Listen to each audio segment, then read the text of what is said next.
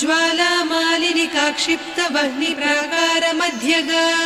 भण्डसैन्यवधोद्युक्तशक्तिविक्रमहर्षिता Nitya पराक्रमाटोपनिरीक्षणसमुत्सुका भण्डपुत्रवधोद्युक्तबाला विक्रमनन्दिता मन्त्रिण्यम्बा विरचितविषङ्गवधतोषिता विशुक्रप्राणहरणवाराही वीर्यनन्दिता कामेश्वरमुखालोककल्पित श्रीगणेश्वर Mahaganesh निर्भिन्न विघ्नयन्त्रप्रहर्षिता भण्डासुरेन्द्र निर्मुक्त शस्त्रप्रत्यस्त्रवर्षिणी कराङ्गुलिनखोत्पन्न Narayana दशाकृतिः महापाशुपतास्त्राग्निर्दग्धासुरसैनिका कामेश्वरास्त्र निर्दग्ध सभण्डासुरशून्यका ब्रह्मोपेन्द्र महेन्द्रादिदेव संस्तुत Vaibhava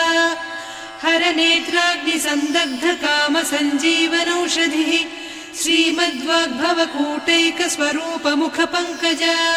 कण्ठाधः कटिपर्यन्त मध्यकूटस्वरूपिणी शक्तिकूटैकतापन्न कट्यधोभागधारिणी मूलमन्त्रात्मिका मूलकूटत्रय कळेबरा कुलामृतैकरसिका कुलसङ्केतपालिनी कुलाङ्गना कुलान्तस्था कौलिनी कुलयोगिनी Akula समयान्तस्था समयाचार तत्परा मूलाधारैकनिलया ब्रह्मग्रन्थिविभेदिनी मणिपूरान्तरुदिता विष्णुग्रन्थिविभेदिनी आज्ञाचक्रान्तराळस्था रुद्रग्रन्थिविभेदिनी